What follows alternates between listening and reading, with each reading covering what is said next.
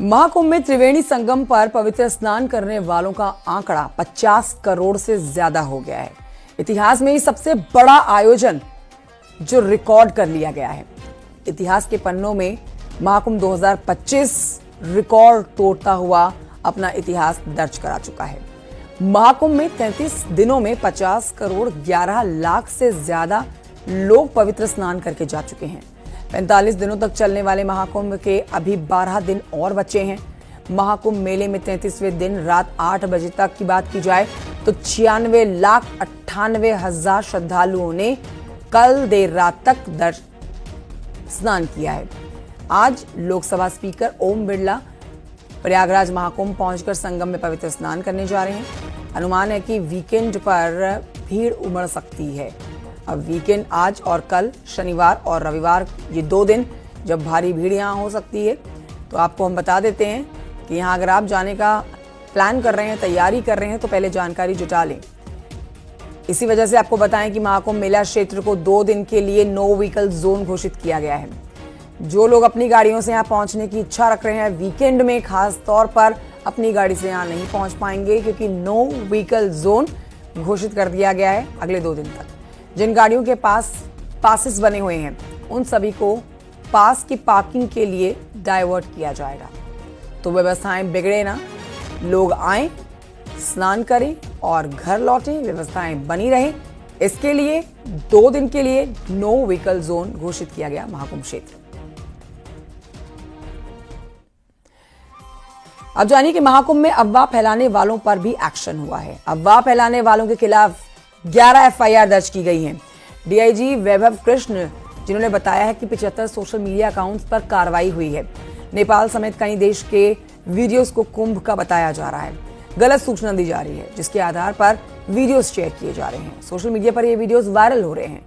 DIG बताते हैं कि कुल 22 लोगों पर बीएनएस आईटी एक्ट के तहत एफआईआर दर्ज की गई है।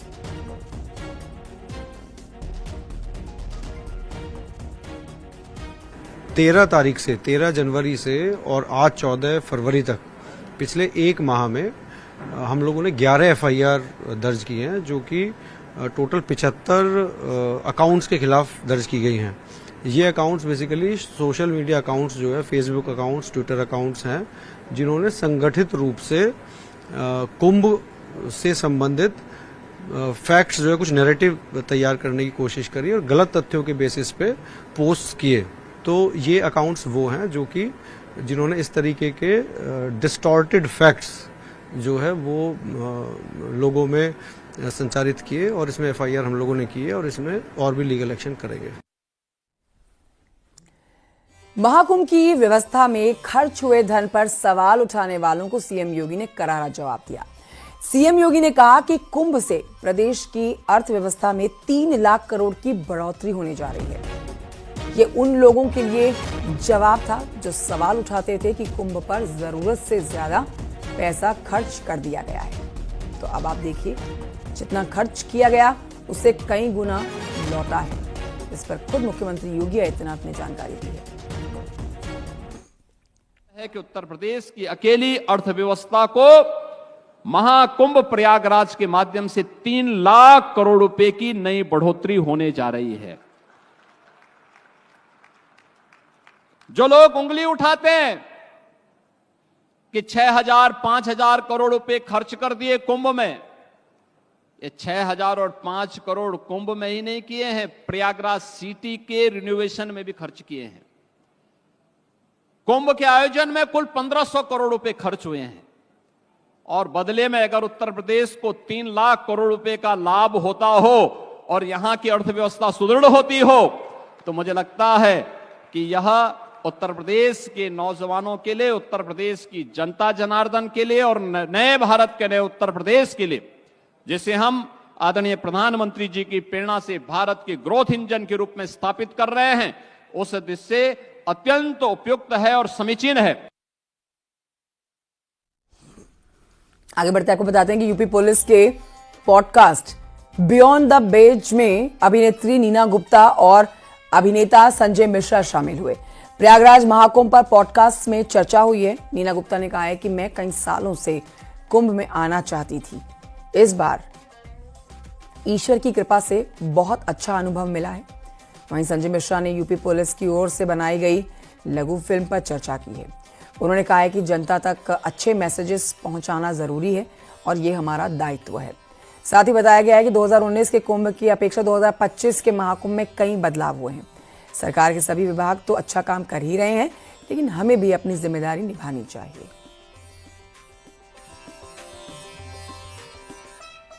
मैं आई हूँ पहली बार कुंभ में। मैंने जो देखा है, इतना लोगों का सैलाब मैंने कहीं नहीं देखा लाइफ में। इतने लोग, बूढ़ी बूढ़ी औरतें, छोटे छोटे बच्चे अपनी मम्मी की साड़ी का किनारा पकड़ के चल रहे हैं कि वो खो ना जाए। इतने लोग कैसे डुबकी लगाते हैं आते। कल रात को हम 2 बजे आए, भरा हुआ था, लोग चले जा रहे थे। ऐसा मैंने कहीं नहीं देखा और ऐसा इंतजाम मैंने कहीं नहीं देखा। कहीं कुछ ऐसी फीलिंग नहीं हुई। मैं बहुत सरप्राइज थी। नहीं तो इतने भीड़ में आपको लगता है कि अरे कोई फायदा भी उठाते हैं लोग। आई थिंक यहाँ पे जिस तरह से आते हैं और जिस तरह का अरेंजमेंट है, रात को मैं बोल रही 2 बजे सड़क पे सब जा रही हैं, लेडीज जा रहे हैं, बच्चे जा रहे हैं। हवा गलत फैला दे। 25 के बीच में कई पेड़ ऐसे हैं जो रंग बदले होंगे, कई शहर थोड़े से चेंज हुए होंगे। तो 19 और 25 में उसके बाद जब भी आएगा थोड़ा और अलग होगा। अलगाव तो है, मतलब होना चाहिए। बदलाव काफी है, कितनी जनता है। और मैं एक बात हमेशा कहूंगा कि बॉस, अगर इसको अखंड भारत, एक भारत ऐसा देखते हो तो फिर एक परिवार है। और यहाँ पर हर कोई होस्ट है और दूसरे क्या होते हैं जो आते, मेहमान मेजबान आप ही हैं। दोनों चीज आप यहाँ आइए कुंभ में, और बहुत सपोर्ट सरकार ही नहीं कर सकती। इससे गंदगी कर रहे हैं हम, तो हम उसको हटा दें। जो दूसरा कर रहा है उसको बता दें, उसको भी लगे, क्योंकि आप करके चले जाएंगे, फिर दूसरा लौट आएगा तो उसको कितनी गंदगी मिलेगी, और लास्ट में जो लौट आएगा तो वो तो गंदगी के संगम पे आएगा। तो ये हमारा काम है, ये सरकार का काम नहीं है। महाकुंभ में स्नान करके अयोध्या पहुंच रहे श्रद्धालुओं की भीड़ लगातार बढ़ती जा रही है और ऐसे में स्थानीय लोग और बीजेपी के नेता जगह जगह पर भंडारा लगाकर श्रद्धालुओं की सेवा कर रहे हैं। रामायण सेवा ट्रस्ट भी अयोध्या हाईवे पर भंडारा लगाकर आने वाले श्रद्धालुओं को निःशुल्क भोजन व्यवस्था करवाता हुआ नजर आया।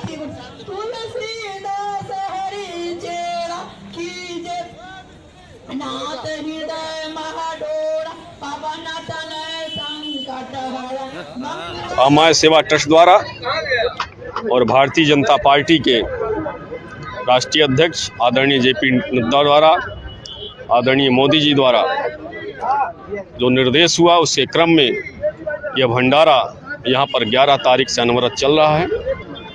इस भंडारे में लाखों श्रद्धालु प्रसाद पाकर मां सरयू मैया का दर्शन करके रामलला का आशीर्वाद प्राप्त करके अपने गंतव्य को जा रहे हैं। देखिए, उत्तर प्रदेश के यशस्वी मुख्यमंत्री आदरणीय योगी आदित्यनाथ जी के द्वारा, पर्यटन विभाग के द्वारा, विकास प्राधिकरण के द्वारा अनेक श्रद्धालुओं के लिए पर्यटक स्थल बनाए गए हैं, श्रद्धालुओं के लिए सुविधा केंद्र बनाए गए हैं।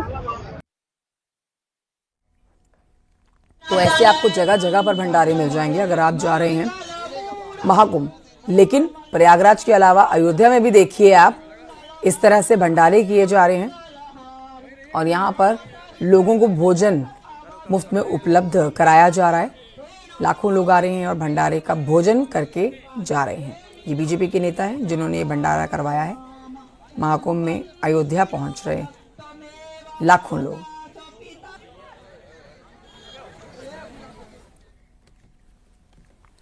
बढ़ते हैं आगे, कुछ और खबरें आप तक पहुंचाते हैं। इनकम टैक्स बिल की बात करेंगे। इनकम टैक्स बिल 2025 के लिए सेलेक्ट कमेटी गठित। बैजयंत पांडा सेलेक्ट कमेटी के अध्यक्ष बनाए गए। Select committee income tax bill की समीक्षा करेगी।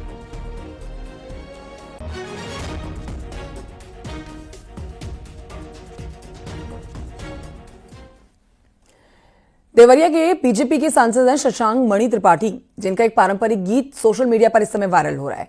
जानकारी के मुताबिक बीजेपी सांसद एक विवाह कार्यक्रम में पहुंचे थे, जहां पर उन्होंने एक पारंपरिक गीत गा दिया।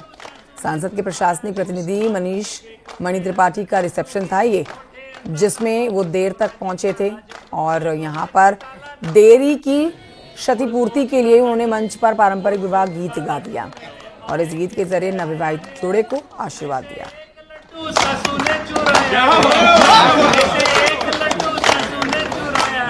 हाथ पकड़ के कोठे अंदर कर दूंगी, कोठे अंदर ना माना सोराजी ताला जड़ दूंगी, सोराजी ताला ना माना। गुड़ सोट का लड्डू मेरे मायके से आया रे, उसमें से एक लड्डू सासू ने चुराया, उसमें से एक लड्डू सासू ने चुराया, हाथ पकड़ के कोठे। आइए बढ़ते हैं आगे, आपको बताते हैं कि निषाद पार्टी की संवैधानिक अधिकार यात्रा इटावा पहुंची है। यात्रा को लेकर यहां पर आगे बढ़ रहे मंत्री संजय निषाद कहते हैं कि उन लोगों को जगाने के लिए यात्रा निकाली जा रही है जिनके अधिकारों को पिछले 70 साल से छीना गया है। जो समाज पीछे रह गया है उसे उनका अधिकार दिलाने के लिए हम आगे बढ़ रहे हैं। लोगों को हम बताएंगे कि कौन उनका हितैषी है और किससे उनके हक को छीनने की उम्मीद है।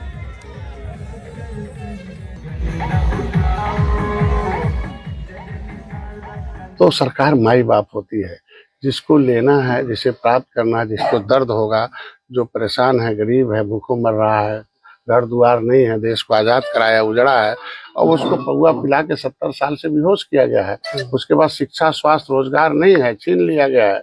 तो ऐसे छीने हुए लोगों को फिर से आवाज बनकर निषाद पार्टी आई है। उनकी आवाज बनकर बताएंगे कि धोखेबाज कौन है, छीनने वाले आरक्षण तुम्हारा कौन है, तुम्हारा जो मिला हुआ संविधान में हक छीनने वाले कौन है धोखेबाज, उनसे दूरी बनाओ, विभीषणों से दूरी बनाओ। खबर बरेली से, जहां पर मुफ्ती मौलाना शहाबुद्दीन रिजवी ने वक्फ बिल को लेकर मुसलमानों से अपील की है। मौलाना ने बिल को मुसलमानों के हितैषी बताया है और मौलाना के मुताबिक इस बिल से किसी मस्जिद, कब्रिस्तान, दरगाह को नुकसान नहीं होगा बल्कि उसकी हिफाजत होगी। नुकसान सिर्फ वक्फ की जमीन पर अवैध कब्जा किए हुए लोगों को होगा। मैं आम मुसलमानों को आश्वस्त करना चाहता हूं, यकीन दिलाना चाहता हूं कि इससे आम मुसलमानों को कोई खतरा नहीं है। और जिस तरह से सियासी जमातों के लोग, लीडरान मुसलमानों को भयभीत कर रहे हैं, डरा रहे हैं कि मस्जिदें, मदरसे, दरगाहें छीन ली जाएंगी, तो ये बिल्कुल अफवाह की तरह है। इसमें कोई सच्चाई नहीं है, कोई हकीकत नहीं है। न मस्जिद छीनेगी, मस्जिद को कोई खतरा नहीं, मदरसे को कोई खतरा नहीं, ईदगाह और कब्रिस्तान को कोई खतरा नहीं है। खतरा उन लोगों को है जिन लोगों ने आलीशान बिल्डिंगें बना रखी हैं, शॉपिंग कम्प्लेक्स बना रखे हैं और उससे होने वाली आमदनी उनके जाती खजाने में जा रही है। बरेली जिले में अब से करीब 8 महीने पहले सामने आए बरेली सितारगंज पीलीभीत के नेशनल हाईवे के घोटाले की जांच अब तेज हो गई है। इस घोटाले की जांच प्रदेश सरकार के आदेश पर कमिश्नर बरेली मंडल सौम्या अग्रवाल को दी गई है, जिसमें अब जांच के बाद जो खुलासे हुए हैं वो बेहद ही हैरान कर देने वाले हैं। हाईवे और रिंग रोड के लिए भूमि अधिग्रहण की जरूरत थी, जिसमें हाईवे निर्माण की सबसे मजबूत कड़ी NHAI, PWD और राजस्व विभाग के अधिकारियों ने मिलकर भूमि अधिग्रहण का करीब 200 करोड़ रुपए का बंदर बांट कर डाला। घोटाला जब सुर्खियों में बना तो आनन फानन में बड़े बड़े अधिकारियों ने छोटे छोटे कर्मचारियों को निपटाना शुरू कर दिया। मामले की अब जांच हो रही है और सारी कड़ियां खुल रही हैं। उसमें शिकायत होने पर उसमें जब जांच करी गई तो उसमें ये संज्ञान में आया कि इसमें कुछ बाहरी लोगों के द्वारा जो है ज़मीन खरीद ली गई थी और फिर सरकार से उसका मुआवजा प्राप्त किया गया, जो कि अनुचित था। और इसमें कार्रवाई के लिए विभिन्न विभागों के लोगों के विरुद्ध रिकमेंड किया गया था और इसमें सभी स्तर के अधिकारियों पर कार्रवाई हो गई है। NH में अधिकारियों के विरुद्ध भी कार्रवाई संज्ञान में है। जो PWD के अधिशासी अभियंता AE और JE थे, उन पर भी कार्रवाई हो चुकी है।